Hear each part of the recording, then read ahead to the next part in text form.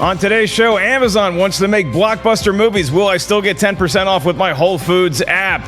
Kawhi Leonard is not the only thing going to Toronto, and a distant relative of mine could be on the big screen in Hamilton. Movie Rocha Talk starts right Hamilton. now. The First Amendment, Constitution. That's a fact of Ellis family lore. Is that Alexander Hamilton may in fact be related to Alexander Hamilton. What? Yeah. It's my mom's maiden name. It's that family, the Hamiltons and the Wilkinses. Now, look, I haven't done the research. I don't know. I haven't done the 23andMe. I haven't done the DNA test because it's a more interesting story at parties to say I could be related to Alexander Hamilton than it is to say I thought I was for some period of time. Yeah. You see the resemblance? That couldn't have worked until this musical came out. No one's like, oh, dude, are you really Alexander Hamilton? I got to get to know you, man. Talk to me about Alexander Hamilton. Why are you doing that voice when you? Because I'm in Alexander impersonating? Hamilton mode. The First Amendment. I can't. I really can't with that. Wow, you've managed to offend 900 different groups of people with your attempted rapping, musical appreciation, and your pop collar right before the show. You should have. See, there you go. Hey, Biff. Hey, nerd. Get off the ski slopes. There you go. Ladies and gentlemen, that is John Stephen Rocha. That is Perri Nemiroff. Thrilled you guys are joining us here today in our time slot for now is 9 a.m. And I got to tell you, I was talking to Perri about it on the way into work this morning. Man, this... since we made the announcement that we're moving Movie Talk to 4 p.m. PST starting on Monday, it is hard to wake up. Waking up today was damn near impossible because we're so close to the finish line that I don't have to do this anymore. We're moving to 4 p.m. I know that some people I've heard, a loud minority of people, I will say, were a little upset that they can't participate in the live chat the way they used to because now where they live, if they live overseas, their time zone, that's going to conflict. They're going to be in bed, so they can't participate in the live chat. To that, I will say, well, there's other places that never got to participate in the live chat. I'm looking at you, Australia. Got a lot of love from our friends in the continent of Australia. We got your back, Australia. And for everybody else, don't worry. Like we said yesterday, there is going to be a morning show that we're going to announce soon that's going to replace it. So maybe you'll want to participate in that live chat if, in fact, it broadcasts live. Perri Nemiroff, you're still going to have to wake up at the same time. How is this time change going to affect you? It's totally fine by me because Dewey's internal alarm clock will always be set for the same exact time. So whether I want to get out of bed or not, he's going to make me feed him.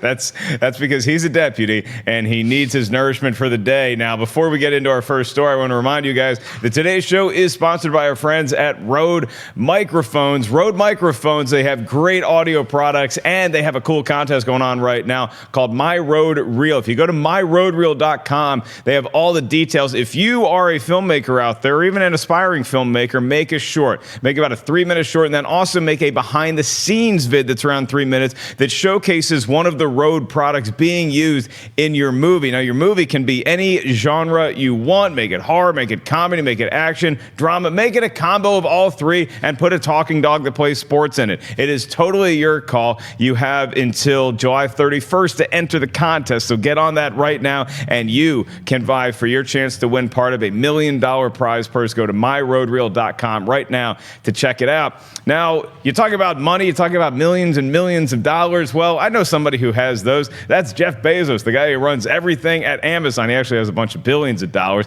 And now Amazon, they're not satisfied with Amazon or Amazon Prime or even acquiring Whole Foods. They make movies, and they make some movies that have been Oscar contenders, independent cinema by the majority of it that is getting critically rave reviews, and now they want to move on to greener pastures, at least greener pastures if you're a fan of huge blockbuster movies, the kind that you see from Disney and Universal with regularity. So now that Amazon wants to compete with all of these other mainstream studios, it signals that streaming services are in the game for the long haul, and they want their movies to compete with the big blockbuster money-making dollars. So much so, the Deadline is reporting Jason Ropel has stepped down from Amazon Studios as vice president of the worldwide head of motion pictures. Now, the exit is amicable, but it also is because Rappel does not. I don't think he sees eye to eye with his vision. He seemed like somebody who was concentrating more on the independent cinema. That he wants to get credibility from the standpoint of critical success and perhaps award contending movies. Now that they're making that shift to more mainstream movies, Perri Nemiroff, to you, does that sound like they want to make more blockbuster movies that feature dinosaurs that we could have seen in a Universal movie or outer space fights that we could have seen in a Disney movie? I mean, I don't know about those things specifically, but it does sound like they want to start appealing to a wider viewership. And I mean, everyone here knows how, Rocha, you especially, how I'll always root for art over business. But, you know, in this case, as disappointed as I am to hear this, because there's a lot of Amazon films that I think are absolutely exceptional out there, and I don't want to see them kind of shy away from doing stuff like that and giving new creatives opportunities, taking more risks on daring projects. But especially at this point in time with all the Disney Fox stuff and just how everything is changing, if they want to stay in the game and if they want to play in this game right alongside the big studios, this is a move that I kind of understand. And what I would hope is that maybe they make this shift now, they amass a wider viewership, they make some serious dollars with these bigger movies that have wider appeal, and then they use those resources to then go back to starting to fund the more daring material. But from a business perspective, I have a hard time not understanding this decision. Rocha, this move comes as part of an announcement from Amazon chief Jennifer Salk, and she has been taking big swings, not only with the world of film, but also with the world of television. I mean, you have the Jack Ryan series, which is pretty big budget, and then you have this Lord of the Rings announcement that you're going to have on Amazon sooner rather than later. So do you see this as a necessary move going forward for Amazon to stay competitive, or do you miss the fact that we had this cool studio that had a lot of funding because it's Amazon, but was making these smaller art house movies? Yeah, I think it's a loss, to be honest with you, because like we were talking about earlier, mentioning earlier, Oscar-nominated films that got attention and attraction, good actors who can do great work, having a showcase, and directors having a showcase for their talent. They're on the channel. Yes, did they not hit $100 million film? Sure, but where are we going now? And that's what I'm concerned about, because if we're going to jump from doing art house film to all of a sudden jumping into doing these action blockbuster, massive, big tentpole films, then I think there's a danger here, because you could lose the audience that you've carefully cultivated on this side of things with your approach to your movies. Now, are they going to go in the middle, like with Jack Ryan, like what you see with Lord of the Rings? That's more artistic fare while still towing the line with possible blockbuster stuff. That would make more sense. And the rumors about Stacey Snider possibly moving over after the Disney-Fox merger also makes sense, because she was responsible for The Post, a couple other films. Those are Oscar-nominated films, but also films that made money. So that's what I think may be happening here, is that it's not exactly an extreme jump, but it's probably more in the middle jump. But either way, I think it's a loss, because man, I love studios that still respect and support independent cinema that's outside the mainstream, not the blockbuster stuff, not the explosions, all that kind of stuff. Look, we all love that stuff, but the smaller stuff is why we fall in love with cinema. It's character work, it's study of certain issues of the day. If we start to lose those films coming out of Amazon Studios, then I think it's a big hole in the film community. Okay, I wholeheartedly disagree with you that's why we fall in love with cinema in the first place. We fall in love with cinema when we're kids because we see a lot of big things going on the screen. Yeah. Nobody falls in love with cinema because they watch Citizen Kane. You may appreciate Citizen Kane more because you saw it and you got what the real message was. Yeah. But I fell in love with cinema, and I think a lot of other people did, because you saw movies like Wizard of Oz or Annie or Star Wars or E.T. or stuff like that. Those are big blockbustery kind of productions. Okay, well, I will disagree with you, because I did fall in love with cinema because of Citizen Kane. Sick home, 16 years old, rented that on VHS. First movie you saw when you were 16? Not first movie I saw, obviously, but I didn't fall in love with cinema or understand cinema or love cinema like the way you're supposed to, like I did when I saw Citizen Kane. Yeah, frivolous stuff is fun, but cinema is something else. Calling Annie frivolous? Movies, how dare you? Yeah, yes, it is. Movies, you can fall in love with movies at 6 years old. Cinema is a whole nother concept, and that's what I'm talking about. But I get what you're saying, obviously, but even within Star Wars and Wizard of Oz, there is character work being done. The journey is about Dorothy trying to figure out where she belongs, what her home really is, and pushing against the small town upbringing to go out to the bigger world, and then realizing the bigger world is great, but I never want to lose this. Well, so the character work is still going on. Yeah, that's fair, but then Star why? Wars as well. But if the character work is still going on in these huge movies, Perri, then why are we as fans so trepidatious about this tiny company that was making independent fare going into bigger directions if they can maintain that story integrity that Rocha's talking about? I think you equate a word like mainstream with dumb big blockbusters just very quickly, which isn't necessarily the most accurate thing. It's like, hey, I fell in love with cinema because of Jurassic Park. That to me is what they're trying to go for here. Something that can, not necessarily tap into the 4-quadrant realm, but at least appeal to a bigger audience than, let's say people seeking out Manchester by the Sea, for example. So I think that's probably what they're doing. And, all we know right now is basically this one sentence that says that they are looking for more mainstream projects. Who knows what the scale of these things are going to be? But they definitely have had a habit of, you read up on them, they overspend on movies that don't necessarily have a huge return, which is why I think they have landed in this position to begin with. But there is no one out there at this point in time, unless you're working at Amazon, who could say, oh, by going mainstream, they are going to strip all of their content of any quality whatsoever, any character development whatsoever. So there is a chance they can make this move, broaden its viewership, and still maintain quality films. The question I have, though, is when you look at something like A24 and Focus Features, they've been doing it for years this way, or Marv, they've been doing it for years this way, staying in this place. Amazon, maybe because of Bezos, as you mentioned, has way more money, so they want to take these chances. I get it, but it wasn't that long ago that we were asking the question, will Amazon Studios really leave a footprint in the film world once they move into feature film? And now I see them, I think this is a move also to counter Netflix. Netflix spending $8 billion on their entertainment, bringing people like Will Smith and Brad Pitt and Michael Bay now, doing all this kind of Ryan Reynolds. Like, that tells you that Amazon wants to compete with another streaming service, not just the studios, but another streaming service. They have to also step up their game. I get it. I just don't 100% like it. It seems like they have to do something like that, especially when you compare Amazon to, let's say, an A24. They're playing two completely different games. Right. And even with A24, I think they take a whole ton of risks on very daring content, but they also have content that makes money too. Right. I think they've figured out a nice balance there. And, when you look at the budgets of some of their films, they're on the lower end. But in comparing A24 to, let's say, an Amazon or Netflix, what Amazon and Netflix are trying to do now are they need to create streaming services with a certain kind of subscriber base that isn't necessarily appealing to, hey, you like A24 movies? Come see ours. They're trying to get everyone right now. If they're going to play this game where down the line when we have subscription services for, and I'm just naming things off the top of my head at this point, YouTube, Netflix, Amazon, Hulu, Disney coming up. Yeah. If you want someone to buy your subscription service, it can't be for just one thing anymore, or at least it can't be that way in the very near future. Yeah, I think that if Amazon is doing this for artistic reasons, then you're right to say, well, yeah, but we had all these great movies that were contending for statues, and what happened to those? That's not what Amazon, the company, is built on. The company is built on being one of the largest companies in the world. And as we continue forward into this streaming space, like what Perri mentioned, it's only going to get more competitive. And every company that has a streaming service,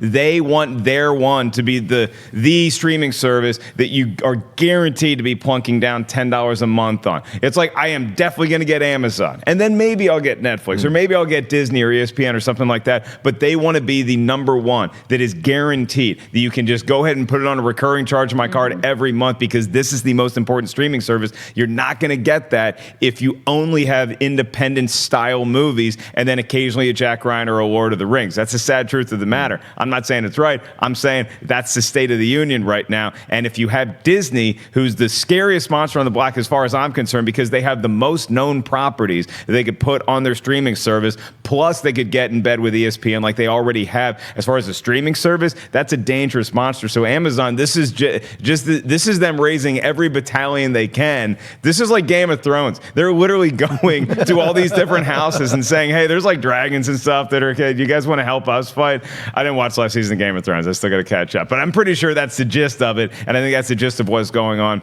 with streaming services right now. I think Ann H. Byrne in the chat room says it best. She says, every blockbuster is not dumb and every indie film isn't a masterpiece. It'll go both ways. And I know that there are children out there like John Rocha who grew up at 3 years old and got Citizen Kane, and then they grew up to be 40 years old and suddenly started loving Transformers movies. So he just did it in reverse. But I think that he still made his point. We had good conversations on this show. I'm a Renaissance man. Damn it. Once you pop that collar, all bets are off. The Toronto International Film Festival in 2018 has announced their galas and premieres, including First Man, Widows, and more. The festival runs in September. It's usually September 6th to the 16th, I believe, this year. And some of the nation's and the world's finest critics attend, and they rave about movies that we still have to wait months more to go see. Perri Nemiroff, I know nobody's a bigger fan of film festivals than you are. Have you ever had a chance to go to TIFF? Do you plan on attending TIFF this year? And if so,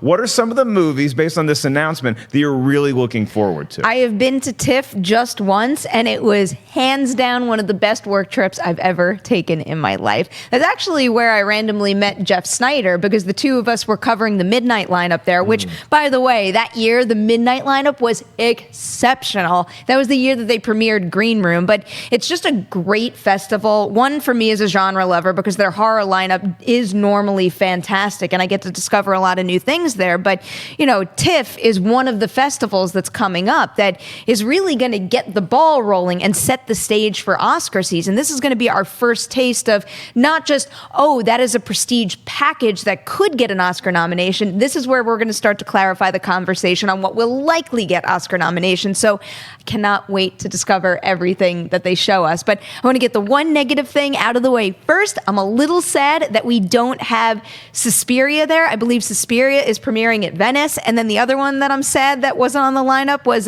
Jennifer Kent, who directed The Babadook.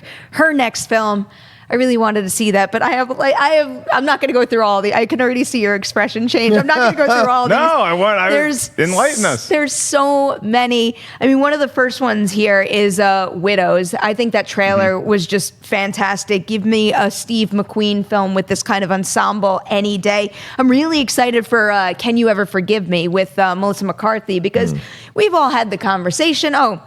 Enough with the comedies, enough with this broad comedy that isn't all that funny, but she's a really talented actress, and I really do think that this movie in particular, especially with that director, Marielle Heller, who did Diary of a Teenage Girl, this one could pop. And I'll just pick one more for now. Old Man and the Gun. Old Man and the Gun, I'm dying to see that. That's another one where the trailer came out recently and it really caught my eye, and that's another ensemble that I think looks absolutely fantastic. The idea of combining Robert Redford's back and forth with Sissy Spacek with the whole bank robbery narrative, I think that's got a lot of nice layers there. Yeah, Rocha, there's also some of these movies that have already gotten Oscar buzz, even though people haven't seen them yet or seen snippets, like Bradley Cooper's A Star is Born is going to be around there. Damien Chazelle is the one who's doing First Man, so it's going to be pretty interesting. Do you have any desire to go to TIFF? Is this up the John Rocha alley? If I could take the days off, I absolutely would. Okay, you're looking at me like I have some power. Yeah, well, there's this illusion that because I like Transformers films, I don't, like the higher end fare. You're all insane. That's where I built myself. I was doing film festivals while Perri was playing with kittens when she was 5 years old. I know film festivals and I love them to pieces. Unfortunately, I've never been in a position to be sent by an outlet, but I would love to go. But that being said, Yann Dimanche's film, White Boy Rick, is really interesting to me because not a lot of people saw 71. 71 is an incredible film about the troubles, as they say, in Northern Ireland, set in Belfast. Really incredible. It follows one soldier's journey through this whole process on one night during, I think it's around the Sunday Bloody Sunday. Yeah, our boy Jack O'Connell. Yeah, Jack O'Connell was in that, which was so good. And so when I saw that, I remember thinking, God, I can't wait to see something else from this person. And I do agree with Widows, but also George Tillman Jr.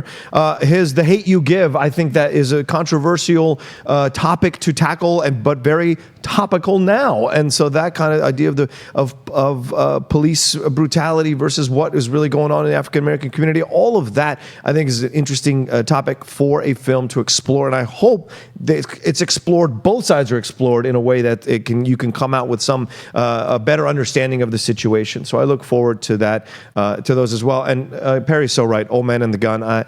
To me, it still blows my mind that Redford and Spacek have never worked together. And then you throw the idea that Spacek, it feels like a little Badlands and a little Butch Cassidy in there. So if they both had lived, would this be something that's happening in the future? So the way the trailer, even the way the trailer is so languid, it brings you back into that 70s time where films took their time getting to where they were going. Yeah, I'd also be excited to check out. Jason Reitman has a new movie, which I'm always going to be interested in. I'm a fan of his work, called The Front Runner, and it's about Gary Hart's rise in the 1988 presidential election, and then his fall due to the very public extramarital affair that became well known to the world. I'm excited to see what that movie has. I like those movies with that kind of political tinge to it. Perri, are there like parties and stuff at night? Is it celebration? Because you go to a South by Southwest and there's a lot of different activities to do at night. Obviously, Comic-Con, people go to Comic-Con just to go out at night. The Comic-Con parties are always a priority for me. At film festivals, though, it's different because I will always make the midnight lineups a priority. So often, I mean, really, the last time I was at TIFF, every single night I was out until 3 a.m, not because I was partying, but because I would see whatever the midnight screening was and then go home. All right, well, we'll see if we can all get to TIFF this year. This is the Three Amigos. We're doing it. We gassed up the Ford Fusion. They don't fly us in. It's going to be a bit of a drive, but don't worry. I have a passport. It's going to be fine. See you in Canada. September 6th through the 16th is when the Toronto International Film Festival runs. We have Emma Thompson joining the Men in Black spinoff in our next story. Now, obviously, this Men in Black spinoff, it's a soft kind of reboot, but it also takes place in the same universe as the ones with our famous agents J and K, although we are not confirming that Tommy Lee Jones and or Will Smith will even appear in this movie. They're probably going to be in some sort of plaque on a wall in the background somewhere. But Emma Thompson was in Men in Black 3, so there's some universe interconnectivity there. She's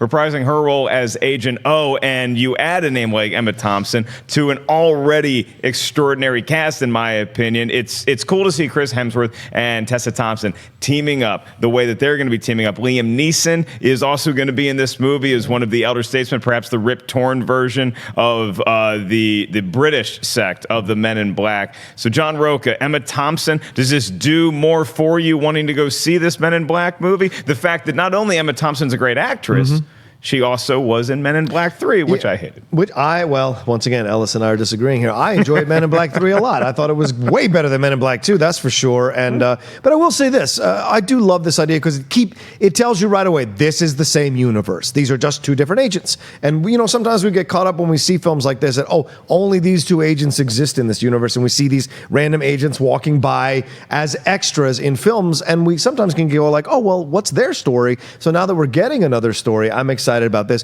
Also, I think she had the relationship with Tommy Lee Jones's character in the past with Alice Eve and Josh Brolin. There was something there. So when Emma Thompson in Men in Black 3 spoke about it, there was a little more affection there. So is that going to come into play somehow? Like some conversation about Kay? Who knows? We'll see. God, that movie's so bad. Oh, you're terrible. You're insane. God, I can't handle that movie. Insane. I caught Men in Black 2 on a plane flying back from somewhere. No good. It's not. Yeah, 2 is no good. 3 is good though.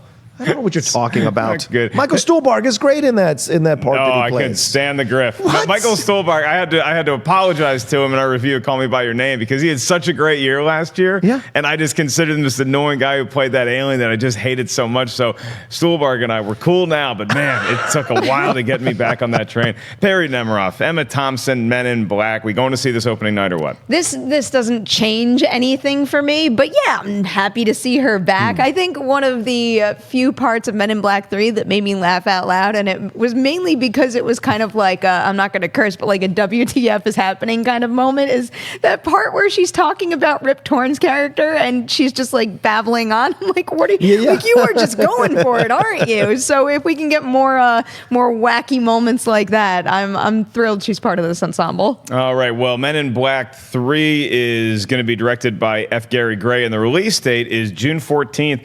2019, so I guess we're less than a year away from seeing that. We might be less than a year away from seeing a huge musical extravaganza on the big screen, and that would be Hamilton. Yes, now Hamilton tickets, when you go see it on Broadway or the touring production around the world, those can go for 4 figures. I'll sell you Hamilton tickets right now. Just give me $50, you can Venmo me, and then I'll give you your Hamilton ticket. You're going to be seeing it probably at AMC for $12, but there's a bidding war for Hamilton, and we're not talking about like a big budget version of the production Hamilton. We're talking about the film stage production in 2016 with the original cast, including Lin-Manuel Miranda and everybody who was in that first production that caught the world by storm. They filmed that, and there's a bidding war right now that is north of $50 million for the rights to distribute that film production into movie theaters and play it for a theatrical run. So there's a lot of moving parts to the story because you hear Hamilton and you hear theaters, so you instantly think, oh, they're going to do a big screen version of it, a la the greats of all time, like The Sound of Music, or the Jersey Boys, or Les Mis, or something like West that. Side Story. West Side Story. Yeah. So there's been a lot of great musical productions. There's been some really bad ones, but this is a different animal because you see occasionally when you go to a theater, you see like Fathom Events is holding this like one time only. You can go see the opera in a movie theater. You can go see a sporting event. This would be an extended theatrical run like you would get with any other film. Perri, does this make sense to you to do Hamilton in theaters this way when we're already expecting a original piece down the road that's going to be produced for the screen? This is genius. Think about how many people out there, minus John Rocha, who are going to go and buy multiple tickets to see this already shot and produced piece on the big screen. When you think about how much money it would cost for them to actually adapt the material and make their own movie out of it, compared to, and this is like an astronomical price, but when you compare the two, they could make a killing spending, let's say, $50 million plus just to distribute something that's already been shot. So I think it's genius. I've never seen Hamilton. I've never listened to a stitch of Hamilton music, and it's mostly because it's been so difficult to get tickets that I'm like, well, if I can't see it, I don't want any of it, kind of thing, which, you know, might not be the smartest thing because I'm depriving myself of something that a lot of people out there enjoy. But with that mentality, that makes me even more excited about this, because think about how many people can't get those tickets out there, and now they can go and experience not just a different interpretation on that magic, but the magic that started this craze to begin with. I think it's genius. Okay, Rocha, the floor is yours if you would like to speak your rebuttal, if you would like to perform it, if you'd like to rap it. The Constitution. No, look, here's the deal. This Lin-Manuel Miranda is a fantastic artist. I mean, Into the Heights and then these films, they just captured Broadway audiences. Obviously, a number of my friends love this production. So this idea is genius for what Perri said. You're saving all this money because you don't have to reshoot an adaptation, you don't have to set it, and you don't have to be too late. And I think this is really important. Whether the movie does well or not, who knows? But you're not late. Like Rent was 10 years too late. Jersey Boys, that guy looked more like Frankie Valli, old Frankie Valli, than a young Frankie Valli when he was doing it, and he did it on stage as well. So I think you have to catch it at the right time. So you're not even doing an adaptation. You're just recording right when it was in its prime in 2016. Leslie Odom Jr. is a part of this. So all of this would work. So to me, it makes money possibly, but it makes sense more than anything else. But me, I'm not a fan of this kind of stuff. I'm not a fan of Hamilton. My friends have played the soundtracks for me, and I just kind of humor them and go, yeah, that sounds great. That's cool. And I love musicals. I just don't like, I'm going to talk about this thing, and do you believe this thing? And what's going to happen? What's burr? All that kind of stuff is not my jam. I don't dig on it. So more power to Lin-Manuel, though, because he obviously captured people's attention and their dollars with this show. So it just makes sense. You could not invoke the name of Aaron B. when I'm in the room him because, again, you're talking about a family member here. Right. You know? I apologize. I think this is a Burr shot genius first. move. Burr shot first. I just want you to know that. He did. It was a duel, and they did the paces, and Burr shot first. Okay, so the street that I grew up on in Williamsburg, Virginia, is named after the guy who was the defense attorney for Aaron Burr in the trial that ensued. So I was kind of walking both sides of the thing. I'm probably not related to him at all. I think this is a genius move because I would pay a lot more than $50 million if I'm a studio to distribute this for the simple reason that this is like a Patreon Schmodown match on its highest form, because it's something that you recorded with the people that you want to see playing these roles, and the public got to see it first who really wanted it or really had the means to do it. So if you wanted to go see in 2016, you had to spend a lot of cheddar to get there. And now it's this thing that has just taken on the world, and we still have that filmed. And as long as I imagine it's high quality, I imagine the sound is perfect, I imagine visually they got all the angles they wanted to. So if you can package it together and put it out in theaters like a pay-per-view kind of thing, so everybody who really needed to see it, they spent a lot of money to do it, and they had a great time seeing it live. Now everybody else who either wants to get in on the phenomenon or wants to remember the phenomenon can go see it. I think it's going to do a whole lot of business, but it's really not up to me. It's up to the resident Hamilton fan here at Collider Studios, who has a lot of opinions about this. So now we welcome in special guest Mark Manuel Riley. Come on in here, and you love Hamilton. I do. Hamilton is great.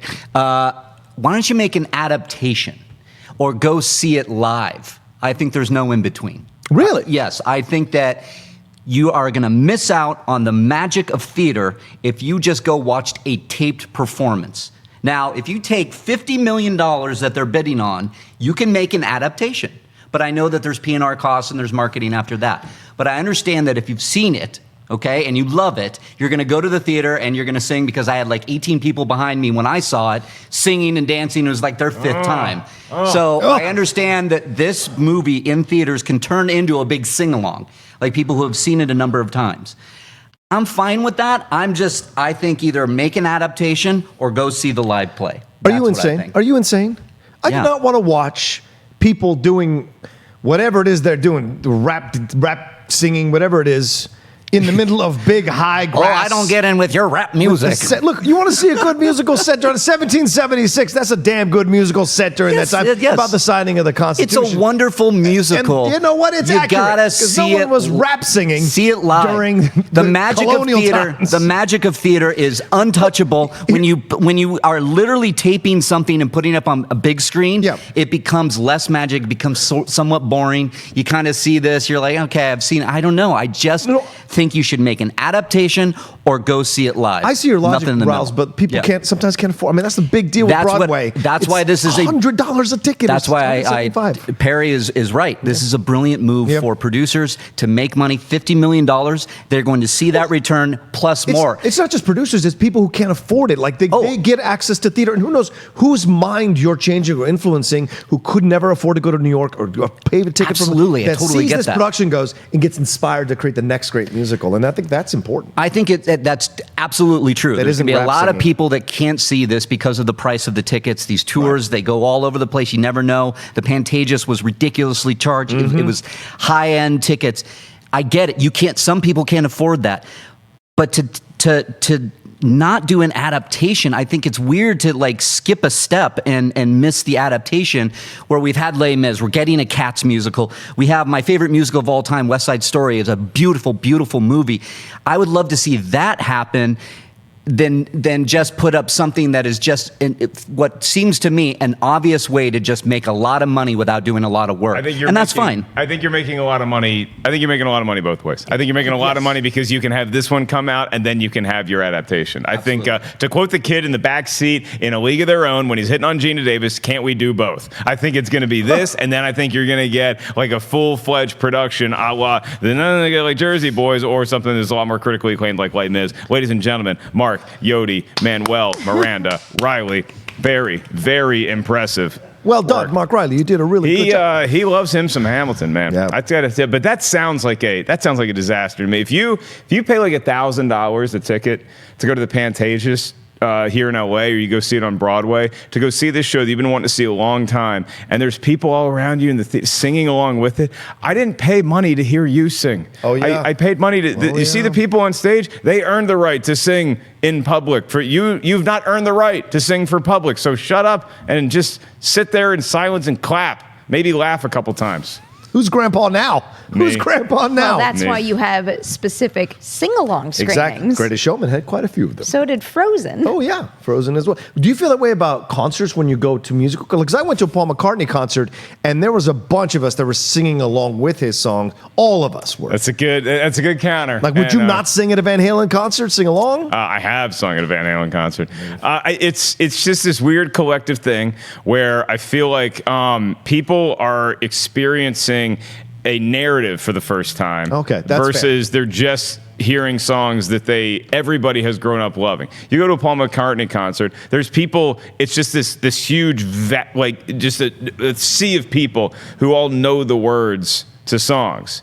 And with a production like Hamilton, some people know every word to the song, and other people have never experienced this thing before. This is this thing that they heard about and they're intrigued in. So I think it might be fair to allow those people to experience it too, especially because it's a musical and it's literally singing the whole time. Perri, where do you stand on this important issue? Do you separate concert singing from theater singing? I think I do, just because it's also part of the vibe of a concert. And I think there's nothing more powerful, especially when you're watching a band and they'll call to the audience or like tip the mic to the audience, and you get that chorus type response, and I don't know, kind of enhances the mood a little. And also, I mean, like you said, there's usually at least no story, and most of the people in the audience have heard the music before, so two different things. Yeah, I mean, if Paul McCartney holds the microphone out to the crowd and says, "I want you to sing," what am I going to not?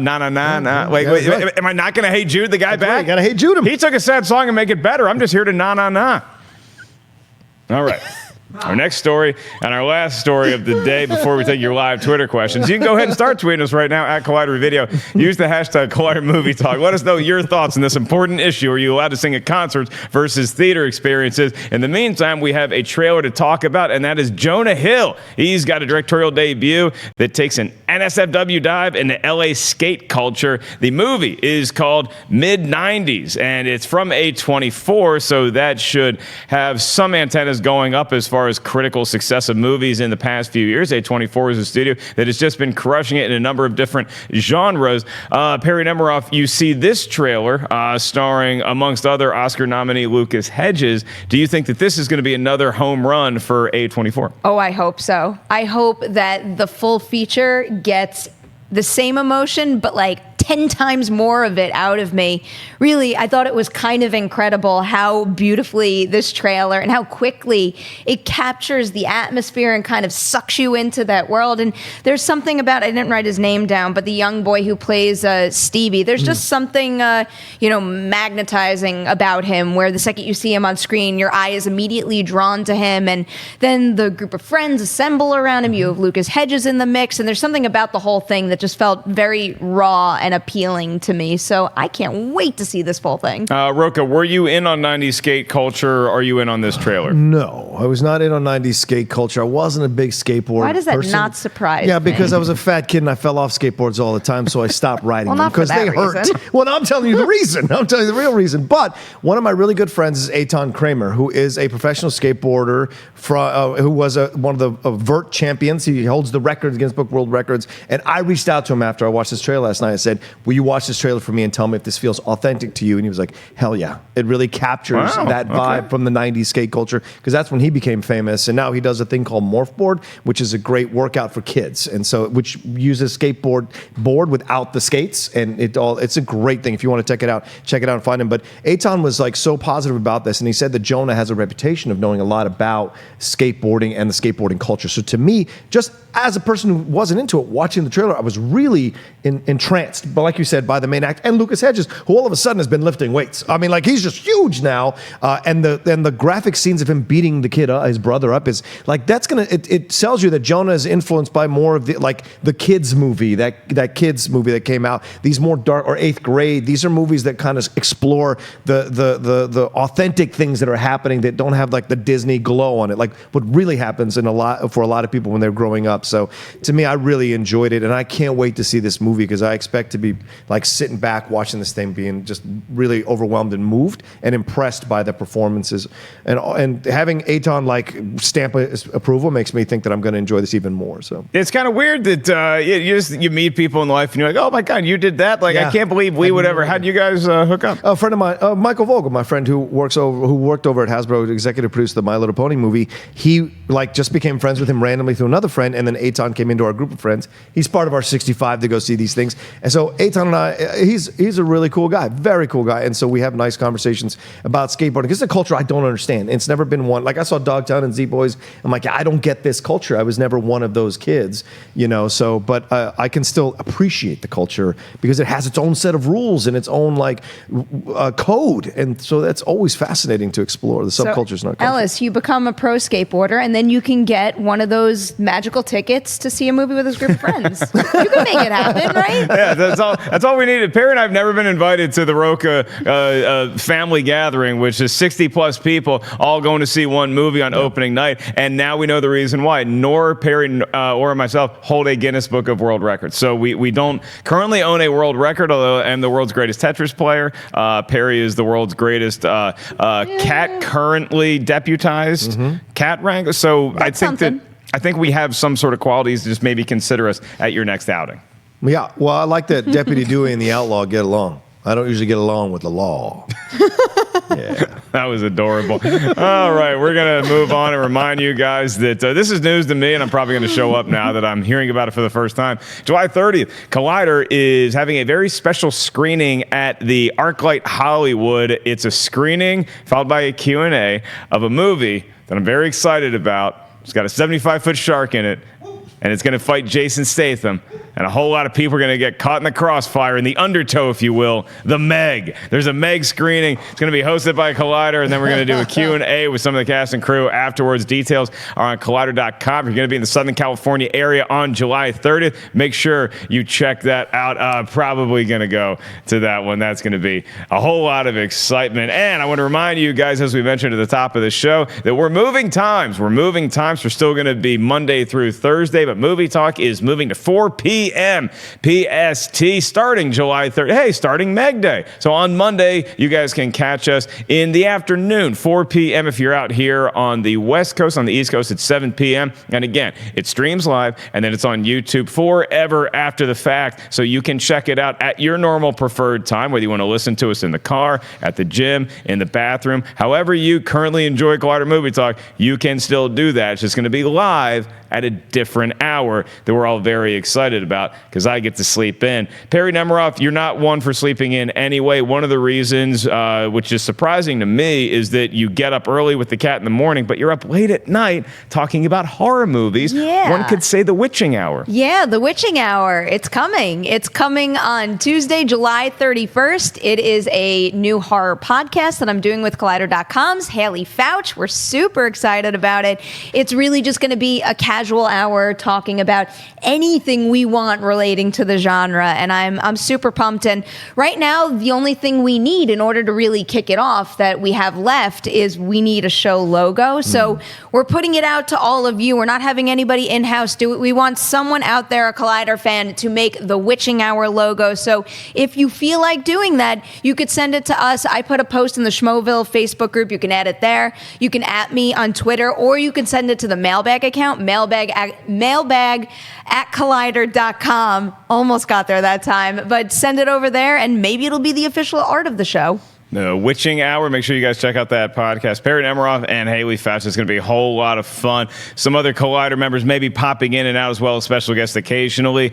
Cannot wait to see what Perri and Haley have in store for all of us. And the most important mention that I will do today is that in the links in this vid's description, you can check out how you can help support the medical fund and cost for our beloved John Schnepp, ladies and gentlemen. It was, again, such a great honoring of Schnepp, memorializing him, remembrances with Movie Talk and with Heroes on Monday. Holly Payne coming in and sharing some of her memories, as well as a lot of us here at the Collider Vid. So you can check those out. They're currently up on the Collider Vid channel, and most importantly, you can help donate to the cause to help cover his medical expenses. Thank you guys very much. Great job hosting Heroes, by the way. Right back at you, Mark. That was really great. We are going to move on to live Twitter questions, and we have some good ones here today. First of all, Matt Croft, he's up and he says, is there any chance of a Collider Video meetup during TIFF this year? There is going to be a Collider Video meetup during TIFF this year, I can announce, but it's going to be held in Los Angeles. So if you can fly from TIFF, September 6th or the 16th, we are going to be at the Panera across the street at Burbank saying hi to all you TIFF fans out there. So come on, sorry, Mac, I think it's going to happen this year, but I'll get my I'll get to Toronto and work on my stand-up up there pretty soon, I promise. Luis A. Rivera says, for what could be the last time I'm able to tweet live, here's my question. Are we going to see another Equalizer movie if it's a huge success at the box office? Oh, Do you guys think we're going to get another Equalizer movie? I did. Do you see that number? That number was nuts. I was sure, pretty much 100% sure that Mamma Mia was going to top the box office. And Mamma Mia still did well. Mm-hmm. I didn't expect Equalizer 2 to do that well. So I have a feeling that those wheels in that studio's head are turning right now. Yeah, and if you watch my interview with Antoine Fuqua, I asked him that, where he'd want, and I suggested he go to Europe. That seems the logical next step for his third installment, and he liked it. And off camera, his people around him said, actually, that's not a bad idea. Take us with you if you're going to go shoot this thing in Europe. So you can watch that up on the Collider Video channel, but him and Denzel just have found each other in their, he's like his muse. I mean, Training Day, the first Equalizer movie, this movie is a good movie. And so the third one makes a lot of sense, and there's more to tell about Robert McCall. They kind of close a loop in this second movie, but open the door to more possibilities. So to me, that excites me a lot. And Denzel, people love Denzel kicking ass, so why not? I saw The Equalizer 2. We're going to have our Schmoes review later up. It's a little late because of Comic-Con and a lot of other things. But Equalizer, I liked it. I did not like it nearly as much as the first one. That's fair. Thought it dragged a lot unnecessarily. I mean, Denzel is still great. Right. It's powerful when it needs to be powerful, but just it's just something missing there. But I would be up for a third one. This is not Taken 2. Right. Where you're like, oh my God. You don't need to make a redemptive Equalizer 3. I would love to see it continue. I mean, there's hints of him going overseas, even in Equalizer 2 to different places. Right. So I'd be up for it. I like seeing Denzel kick some ass. And then, obviously, eventually down the road, we'll get the Taken Equalizer crossover that I pitched and lost roundly to you two in movie fights. All right, let's do a couple more. J. Scott St. Clair asked a question that I think I know Perry's answer to, not sure about Rocha's. With no lack of options, what are your favorite Sam Jackson roles of all time? Favorite Samuel L. Jackson roles? What do you think her answer is? I was going to say JP. I wonder. Hold on to your butts. Are you kidding? I mean, there's many more favorites, but obviously I have this deeply personal attachment to that role in that movie and specifically that line. But I think he's fantastic in many things. And I think if I had to pick something else to put at the top of my list, it would probably be Pulp Fiction. Yeah, Pulp Fiction. I think Black Snake Moan doesn't get enough credit for what he does in that film, walking that line that's really unsettling with how he's dealing with Christina Ricci, in a way being her path to redemption, but also in a way that is very unsettling for you as you're watching it as a viewer. So the thing he does, he's make jokes and all that, MF and this and MF and that, it's cool. But Sam is a really, really good actor, and when you watch him with the right material, he just explodes when he's with the right material. So yeah, I would throw that in there, absolutely. And I don't know what else would it's tough for me to go against Nick Fury. He's great as Nick Fury. Yeah. Nick Fury is great. Yeah. I really like Formula 51 because he's just wearing a kilt, beating people up with a golf club for 2 hours. I mean, what's not to love? Really good in as Carl Lee. The Free Carl Lee, right. And whatever the name of that movie was really good. Yeah. Can't remember the John Grisham movie. The Time to Kill. Yeah. I always want to say To Kill a Mockingbird because there's kill and kill. But my favorite Sam Jackson role of all time. I mean, it's got to be Coming to America. There's just none other for me anyway. So. Coming to America. It's my favorite Sam Jackson role. Two more quick ones. BB Ava says, being on YouTube, do you guys watch a lot of YouTube yourselves?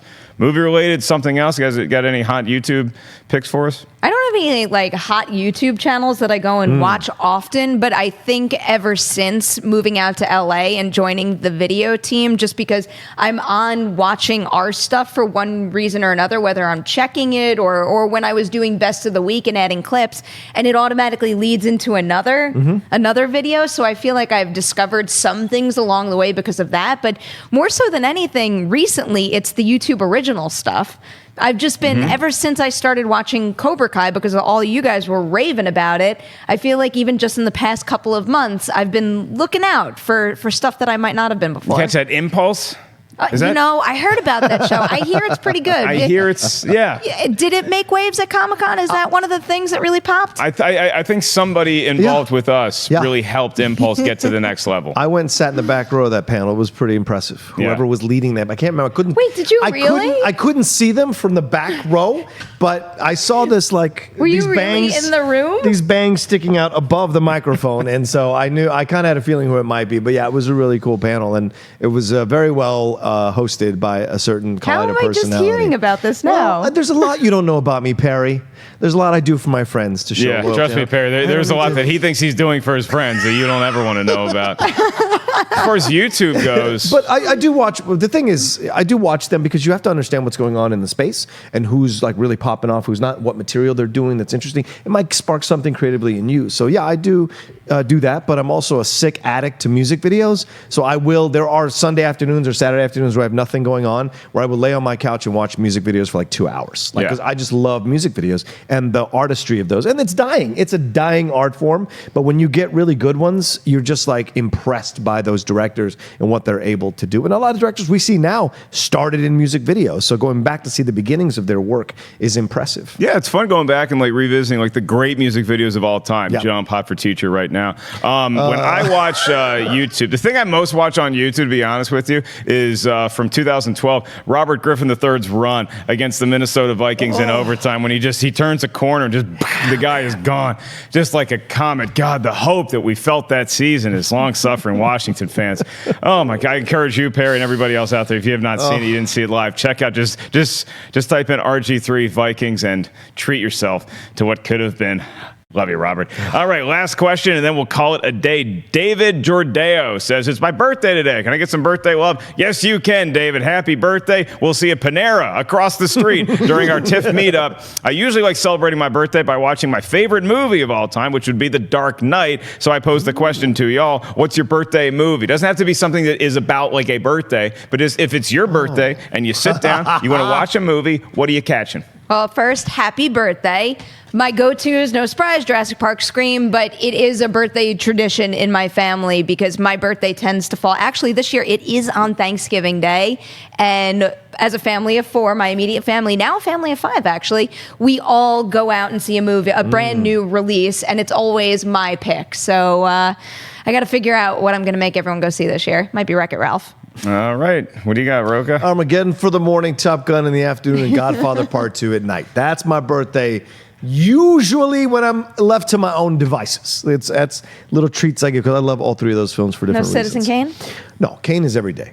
So it's not, it wouldn't separate it as a birthday. I should have known. Yeah, Kane and Logan. Logan's coming real close. Logan is coming real close to Citizen Kane level viewership. So yeah, I was going to say Logan gets regular play at the Rocha household. This past birthday, I watched Top Secret, my favorite spoof movie of all time. It's one of the great comedies, and it still holds up. I know a little German. He's sitting over there. Thank you guys for tuning into this edition of Collider Movie Talk, our second to last edition. It's going to be at 9 a.m. We're back tomorrow morning, and then we are off to greener pastures, 4 p.m. PST, starting on Monday. For Perri Nemiroff and John Rocha, I am merely Mark Ellis. Blockbusters can be great, and indie movies cannot. See you tomorrow.